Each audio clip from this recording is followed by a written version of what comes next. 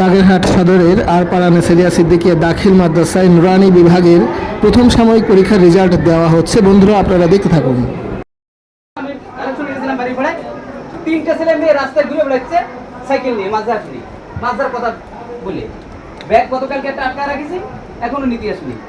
এইভাবে আপনারা সচেতন গার্জিয়ান, আমরা মনে করি আপনি যখনই আপনার ছেলে মেয়ের সাথে সময় দেবেন, শ্রম দেবেন, আপনার সেই ছেলে মানুষের মতন মানুষ হবে ইনশাল্লাহ। আমরা চাই মানুষের মতো মানুষ গড়তে, এই জন্য আমরা সময় নেব না। আমরা চিন্তা ভাবনা করেছি এবং শিক্ষক কমিটির সাথে আমরা আলোচনা করেছি।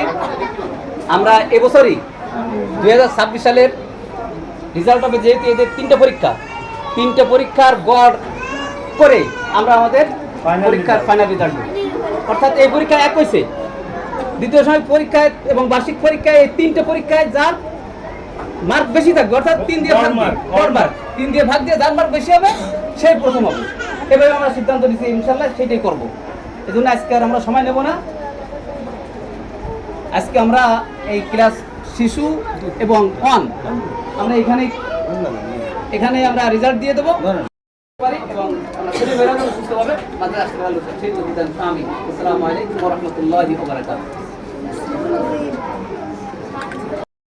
স্থান অধিকার করেছে বালিহা।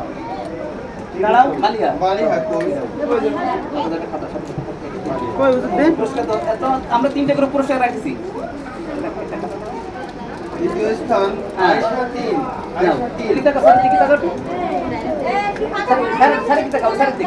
এদিকে মা, এদিকে। হ্যাঁ, ওকে, ঠিক আছে, থ্যাংক ইউ।